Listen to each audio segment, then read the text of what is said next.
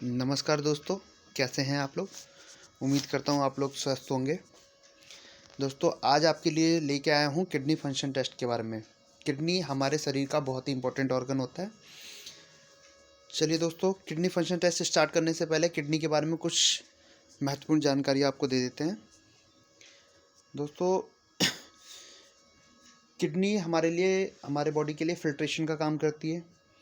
ये एक बहुत ही इंपॉर्टेंट रोल प्ले करती है, जो हमारे वेस्ट प्रोडक्ट होते हैं हमारे बॉडी के, उसको रिमूव करने में और इलेक्ट्रोलाइट को मेंटेन करने में। ठीक है दोस्तों, किडनी एक pair of bean shaped organ होता है, जो कि रेट्रोपेरिटोनियल स्पेस जो होता है हमारे शरीर में, रेट्रोपेरिटोनियल स्पेस लेफ्ट और राइट में ये मौजूद होता है किडनी। ठीक है, 12 सेंटीमीटर एडल्ट में इसका साइज होता है। दोस्तों, किडनी जो है ब्लड जो रिसीव करता है वो पेयर रीनल आर्टरीज के द्वारा रिसीव करता है, और एग्जिट जो है वो पेयर रीनल वेन के द्वारा एग्जिट करता है। दोनों किडनियों से एक यूरिटर होता है जो अटैच्ड होता है, जो ब्लैडर में यूरिन को लेके जाता है, और ब्लैडर तक वो यूरिटर जाता है और यूरिन को वहाँ तक लेके जाता है। दोस्तों, एक डायग्राम देख लेते हैं किडनी का। ये देखिए, राइट किडनी और यूरिटर वहाँ से अटैच्ड है, जो कि ब्लैडर तक जा रहा है, वहाँ पे यूरिन को लेके जाता है। लेफ्ट में भी और राइट में भी यूरिटर अटैच्ड है। ठीक है, एक क्लोज डायग्राम देख लेते हैं किडनी का। देखिए, इसमें सारी चीज़ें किडनी के मेंशन किया हुआ है। ठीक है दोस्तों, चलिए अब हम बात करते हैं किडनी फंक्शन टेस्ट के बारे में। दोस्तों, किडनी फंक्शन टेस्ट KFT, उसको हम रीनल फंक्शन टेस्ट भी कहते हैं, उसके अंदर ये सारे टेस्ट आते हैं: बन, urea, uric acid, creatinine, total protein, albumin. दोस्तों, नॉर्मल किडनी फंक्शन टेस्ट में ये टेस्ट होते हैं, और एक्सटेंड किडनी फंक्शन टेस्ट अलग अलग लैब्स जैसे किडनी में इलेक्ट्रोलाइट इंक्लूड करके दे देते हैं। तो इलेक्ट्रोलाइट जो हमारे हो गए सोडियम पोटेशियम क्लोराइड, ये टेस्ट इलेक्ट्रोलाइट में हो गए। और एक्सटेंड किडनी फंक्शन टेस्ट जब होता है तो ये सारी चीज़ों के साथ EGFR और ऐड करके देते हैं। ये लैब टू लैब वरी करता है। ठीक है दोस्तों, चलिए दोस्तों अब बात करते हैं हम एक एक पैरामीटर्स के ऊपर। दोस्तों, सबसे पहले मैं आपको बता दूं, यूरिया, क्रेटिनिन, यूरिक एसिड, ये तीनों हमारे बॉडी के वेस्ट प्रोडक्ट होते हैं। ठीक है, चलिए अब हम बात करते हैं ब्लड यूरिया नाइट्रोजन के बारे में। दोस्तों, ब्लड यूरिया नाइट्रोजन का टेस्ट हम ब्लड में ब्लड यूरिया नाइट्रोजन लेवल को जानने के लिए करते हैं। हाई लेवल अगर होता है इसका बन का, वो इंडिकेट करता है किडनी डिजीज़ को, डिहाइड्रेशन को, obstruction in the urinary tract, hydronephrosis, prostate gland enlargement. ठीक है, और नॉर्मल रेंज जो है इसकी 9 to 21.1 mg/dl होती है। ठीक है दोस्तों, बात करते हैं हम यूरिया के बारे में। जैसा कि दोस्तों मैंने आपको बताया था कि यूरिया, यूरिक एसिड, क्रेटिनिन, ये तीनों हमारे बॉडी के वेस्ट प्रोडक्ट होते हैं। तो यूरिया जो है फाइनल वेस्ट प्रोडक्ट होता है, जो कि फॉर्म्ड होता है प्रोटीन के ब्रेकडाउन से। ठीक है, प्रोटीन के ब्रेकडाउन से फॉर्म होता है यूरिया, जो कि फाइनल वेस्ट प्रोडक्ट होता है। ठीक है दोस्तों, फिल्ट्रेट होता है किडनी के द्वारा और एक्सक्रीट आउट होता है थ्रू यूरिन, यूरिन के द्वारा एक्सक्रीट आउट हो जाता है। Excess of urea in blood called uremia. दोस्तों, प्रिस्क्रिप्शन में कभी भी अब आप देखिएगा ना हिस्ट्री ऑफ यूरीमिया, तो आपको समझ आ जाना चाहिए कि ब्लड में यूरिया की मात्रा ज़्यादा है, इसलिए इसको डॉक्टर ने यूरीमिया, हिस्ट्री ऑफ यूरीमिया लिख रखा है, या केस ऑफ यूरीमिया लिख रखा है। ठीक है, इसका जो नॉर्मल रेंज होता है 15 से 45 mg/dl होता है। ठीक है दोस्तों, चलिए अब बात करते हैं हम यूरिक एसिड के बारे में। दोस्तों, यूरिक एसिड का टेस्ट हम यूरिक एसिड लेवल जानने के लिए ब्लड में करते हैं। ठीक है, वेस्ट प्रोडक्ट होता है which form from the breakdown of purines, purines के ब्रेकडाउन से बनता है ये। ठीक है, which are essential building block of DNA। कौन? प्यूरिन के बारे में। ठीक है, it is also produced by the metabolism of proteinaceous food, specially red meat. पहला तो ये जो है प्यूरिन्स के ब्रेकडाउन से बनता है। दूसरा, जो भी हम प्रोटीन वाली चीज़ें खाते हैं उसके मेटाबॉलिज्म से भी यूरिक एसिड प्रोड्यूस होता है। ठीक है, एक्सक्रेटेड फ्रॉम द बॉडी,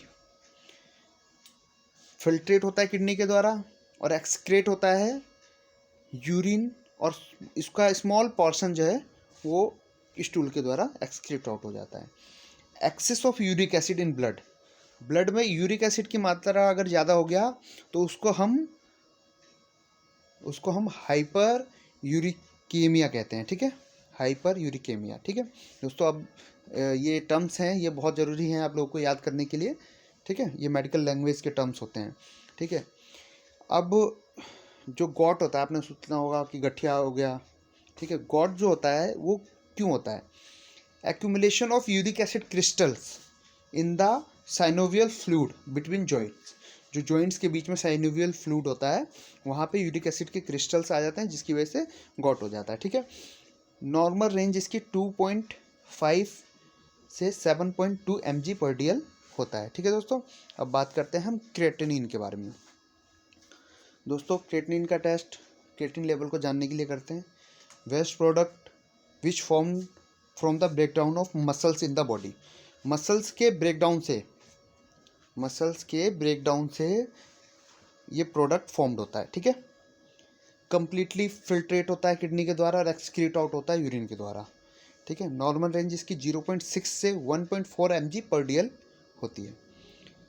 दोस्तों टोटल प्रोटीन के बारे में बात करते हैं। जैसा कि पिछली वीडियो में आपको बताया था कि टोटल प्रोटीन क्या होता है। टोटल प्रोटीन हमारे बॉडी ग्रोथ के लिए नेसेसरी होता है। Albumin plus globulin is equal to total protein. Normal range जो है इसकी 6.4 से 8.3 gm/dl होता है, ग्राम/dl होता है, ठीक है दोस्तों। और एल्बुमिन की नॉर्मल रेंज 3.5 से 5.2 gm/dl होता है।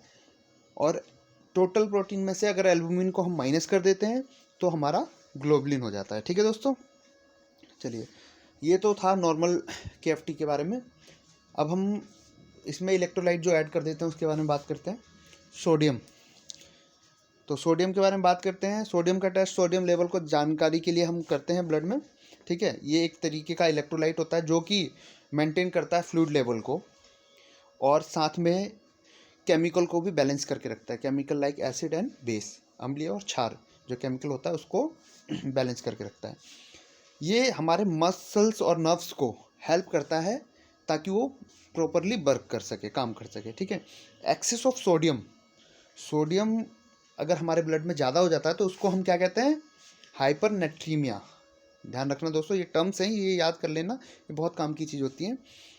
हाइपरनेट्रीमिया हम कहते हैं अगर सोडियम का लेवल ब्लड में एक्सेस हो जाता है तो।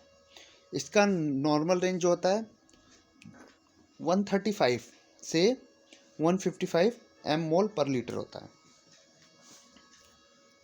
दोस्तों अब बात करते हैं पोटेशियम के बारे में।